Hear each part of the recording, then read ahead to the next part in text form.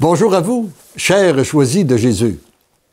Aujourd'hui, nous allons nous mettre à l'école de Saint-Joseph. À l'intérieur du message 23 du volume numéro 2. Et voici la prière que je formulais ce matin, du 19 mars, fête de Saint-Joseph. Seigneur Jésus, je vous remets encore une fois toutes les préoccupations d'affaires qui m'habitent et dont je ne peux me départir pour entrer dans cette grande intimité avec vous. Bon Saint-Joseph, vous qui avez été pourvoyeur de Marie et de Jésus, à l'occasion de votre fête, je vous demande d'intercéder pour moi, afin que j'aie les bonnes inspirations et les bons conseillers me permettant de poser les bons gestes au bon moment, soucieux de répondre uniquement aux désirs du Père. Merci d'entendre et d'exaucer ma prière. Je vous aime. Alors c'est Saint Joseph qui répond en disant « Léandre, petit enfant chéri du Père et de Jésus, j'ai entendu ta demande et j'intercède pour toi. » Voyez-vous, la vraie mission des saints et des saintes, c'est d'entendre nos prières et d'intercéder pour nous. Il est important que tu saches que le fait de rencontrer des difficultés sur la terre ne signifie pas que Dieu t'a abandonné. C'est important qu'on prenne conscience de ça, là. Toi qui m'écoutes, là, c'est pas parce que tu vis une difficulté que le Seigneur t'a abandonné.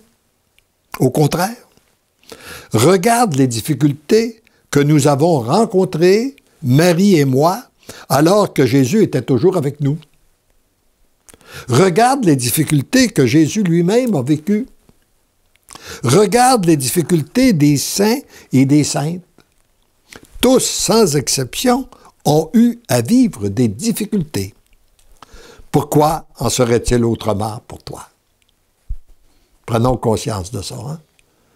Tous les saints et saintes qui sont au paradis ont eu des difficultés à vivre sur la terre. Ont eu certaines difficultés. Pourquoi ce serait-il différent pour nous? Puis là, il continue l'enseignement en nous disant « C'est à travers les difficultés et les souffrances que l'on peut découvrir nos limites, nos faiblesses, notre impuissance. »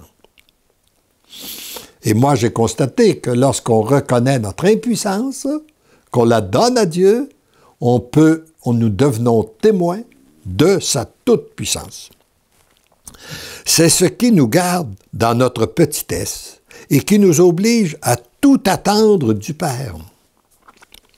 Tu as travaillé toute ta vie en mettant ta sécurité dans les biens matériels et tu vis dans un milieu où les biens matériels sont très valorisés. Nous savons que dans notre monde actuel, comme les biens matériels sont valorisés. Dans le grand passage qui t'est demandé par le Père, tu as à remettre ta confiance en lui. Changer notre confiance de place, au lieu de la mettre dans les biens matériels, la mettre en Dieu, notre Père. Toute ta confiance en lui. Il est là le grand combat à l'intérieur de toi.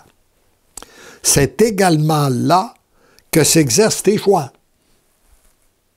Tu n'as rien à craindre de donner au Père toute ta confiance.